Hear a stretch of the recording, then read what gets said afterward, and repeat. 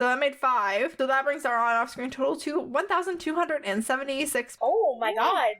We also tried to assign an MVP of the week, so let's see who everyone would like to nominate as this week's most valuable person. Does anyone have anyone who isn't Sam? Does anyone want to name someone who isn't Sam? I don't know. I'm pretty sold on Sam. No, the coroner. That's what I'm naming. I'm naming the coroner. I named coroner, who we only see their back. Okay, but IRL, the answer is Sam. Yeah. But yeah. For ha-has and shenanigans, I'm gonna say the coroner. This was very much Sam's episode to shine. Like, he saved Maggie. He noticed all the hoodoo. And he needed the win, too. Yeah. Shouts out to Sam, who needed the win. Yeah, he was really in need of it. He needed to save some people, and he did. On to some women. Let's talk about women. Let's start with the Bechdel test. Did we have 2 named women in this episode? Yeah, we did. We're gonna count girls. Yeah. To be clear, Tyler and Maggie are girls, but we're going to count them. And then we also had Susan and Grandma Rose. Yes. I did want to say that Susan and Grandma Rose have the same last name, which presumably Susan, isn't married or didn't take her husband's name if she is married. I mean, if she is married, where is her husband? We don't know. That's a lot of analysis you're going into. I really don't think it's that serious. No, I don't think it is it's either. Important. I just noticed that they had the same last name, but Grandma Maybe it's Rose... her mother-in-law? No, she says mom. Oh, okay. I was like, oh, it's her mom. And then I was like, wait, it's Mrs.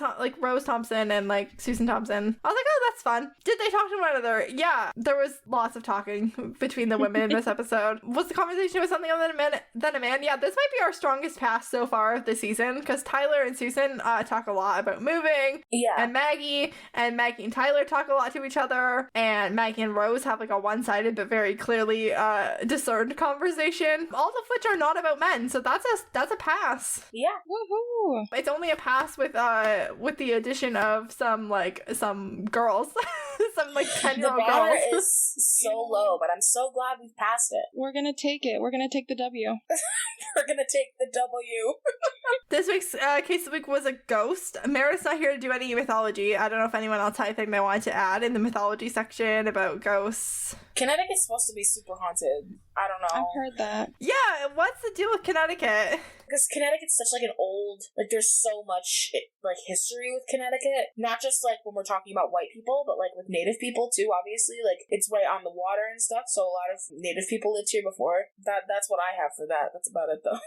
There's also the movie The Haunting in Connecticut, which is about that Yes. real life house where the morgue guy had. Yeah. My brother-in-law drives by that house all the time, and every single time he drives by it, he's like, "Hey, I just drove by that house," and I'm like, "Can you shut the fuck up? Why are you trying to spook me?" So I'd be scared to drive. Are you close to it? I'm not, but he lives down the road from it, and weirdo. I'm like, Why why? And he'll take a picture and send it to me, when he's driving past it for work, because he's an EMT, and I'm like, why are you doing that? Why are you trying to fuck me up like this? Why are you being this way? So yeah, Connecticut ghost history. I don't know how valid it is, but... On to lowlight and highlight. So least and most favorite part of the episode. Let's start with Frances. My lowlights are more personal things. I love the episode in general, but having the old dolls, they're super creepy. Watching a kid drown, because I'm a mom, I don't want to see kids drowning. Fair enough. And then seeing the dead grandma, because, dead grandmas are not fun to see in real life. Yeah. Oh, that's valid. Do you have a highlight? Yeah, my highlight is, what probably all of y'all's is, Dean admitting that his dad is an ass. Yeah, that's such a good highlight. That was a good moment. That's such a good moment. Okay, can I go next? Yeah, go. I will let you have that highlight. And just to bring more highlights so we have more options to discuss, I will say that my highlight is Sam's brown jacket. And my low light is the early season slow motion. It builds character, but I had to suffer through it. Therefore, it's my low light. But the highlight for sure is Sam's brown jacket. My low light is Sherwin dragging Dean's bag up the stairs and then asking for a tip. I am all for tipping. I looked at that too. I love how personally you took that, KJ. I worked at a place for glamping. I don't know if you guys are familiar with glamping. But it is expensive, fancy camping. My job title was a wilderness butler, and one of my jobs was to take people and load people and their luggage into a golf cart and drive them from the parking lot to their tents. And sometimes I would receive tips for that, but I would never ask for a tip like that. I would never just ask for it or expect it, and I definitely would not expect it or ask for it after both doing such a bad job and having just called Dean gay. Not that it's a bad thing to be gay, but this was 2007, and it was unheard of for someone to take offense to that.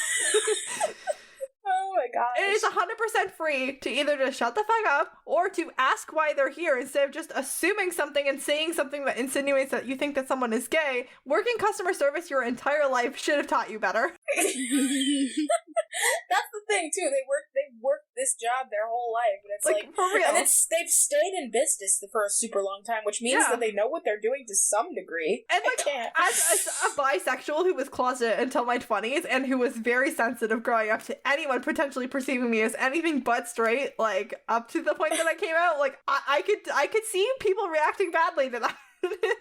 Especially Dean at this point in the show. So that's my Lily. Sherwin is a bad employee.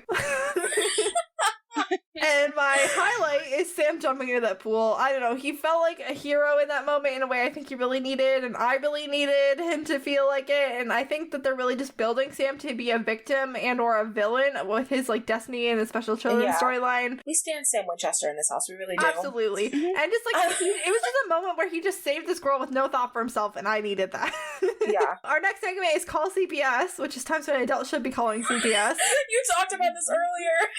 And I'm here to talk about it some more. I am not a parent, and I do not like when people tell other people how to parent their children. But what I hate even more than people telling other people how to parent is dead children. This is a safety issue, not a parenting criticism. If you have a child and you have a pool or your child's near a body of water, you need to teach your child to swim or at least some self-rescue. Canada Swim School offers infant swimming programs for kids 12 to 36 months old, like literal babies. If you have like a young child who might be near a pool or a lake or a bathtub, just teach them. Like, literally, I'm sorry, KJ, you're just like losing it right now. This girl is like, I don't know, somewhere between the ages of 7 and like 10, and she doesn't know how to swim, and they have a fucking pool on their property that she's living at. Like, what if she, at any point, she could have wandered in here? They've already had a child drown in this pool at some point in the past. Like, that's true. Why does she not know how to swim? It's a bad omen. The kid already drowned in the pool. Of course she fucking took. Oh my god. Oh my god. Anyway, that's my. That's the only thing I can think of. Also, I feel like Tyler was left alone a lot of the time, I just feel like that's a problem. Like, no wonder her mom thought she had an imaginary friend. Like, she was home alone like all the time. The last time we had a single mom who, I mean, it's not so bad. The last time we had a single mom who was running a hotel, it was that kid Michael from Something Wicked, and his mom just left him overnight at the hotel by himself. So, with Sam and Dean. Like, Sam and Dean were staying there, like these giant ass men, and she just left her like 10-year-old to run the motel. That was the invention of the CPS segment. Anyway, our next segment is the mental health check. I'm not a psychologist. This segment is based purely on my own opinions. Weekly reminder that if you're struggling with anything at all, please reach out for help. This week we had that drunk scene we talked pretty extensively about already. I don't know if you guys have anything else you want to talk about here. Trauma. So much trauma. Tyler's gonna have a hard life now. Yeah, it was a rough time for Tyler, for sure. She really did see everything. Like, a ghost pushed her into a pool and tried to kill her, and, like, literally like, pushed her head under the water when she tried to come up, and then she saw her dead grandma, and then they just, like, left the house. And she saw the guy fall down the stairs, and his neck was turned. The guy with his head on backwards. Like, yeah, Tyler's gonna have it a little bit rough, I think, when she gets to, like, her teens and starts processing that trauma. Yeah, if she processes it. Oh, God. That could just change her as an individual, and then that's it. I mean, Susan seemed like a pretty good mom overall. Like, you know, like maybe not like the most attentive. You literally just went on a 10-minute, not 10 minutes. You just went on a whole lecture about how she should teach her kid to swim, but like, like, I don't know. Oh my gosh. Aside from that, she seems like a fairly okay mom. She was definitely concerned. She knew what was going on mostly in her child's life. Yeah. I feel like, she was like, okay, like, there's a ghost, let's, like, get my kid and leave. Like, she's not, like, staying here trying to, like, make it work for, like, the money. Yeah. Hopefully, like, she just, like, takes care of whatever comes up. Like, when the time comes, she's like, therapy. Maybe even now. Just start now with the therapy. Just start now with the therapy. The sooner the better. Yeah. Exactly. But I mean, who is she gonna go to a therapist to talk about this with? Like, yeah, like, can you talk to my daughter about her trauma, about when another little kid, like a ghost kid, like pushed her in a pool and tried to kill her? Like, can you talk to my child? Like, no, that's a good point. What? Like, I can't.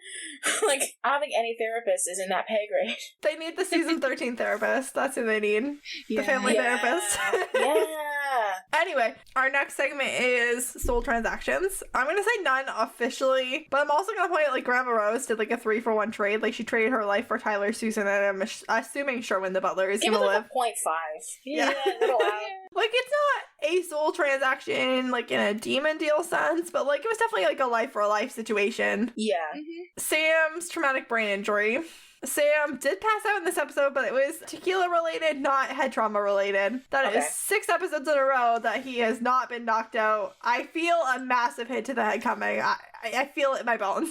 6 in a row. I love it for him, though. Before the 6 in a row, it was literally like every second episode Sam was getting knocked out. This can't go on forever. Our last segment is line of the week. Emmy, did you have a line of the week? Dad's an ass. Dad's an ass is a good one. For sure. That's a good one. I feel like that's really appropriate given the last episode that I've gone to. So yeah. We'll go with Dad's an ass for me. And Frances, how about you? When Dean says to Sam, that attitude is just way too healthy for me. That's a good one too. Mine is also a Dean one, and Sam might have been the MVP of this episode, but Dean was the line giver of the episode. Mine is, listen, sister, that car didn't try to run you down by itself, okay? I mean, I guess it did technically, but a spirit can. I was like, Dean, you should just stop talking.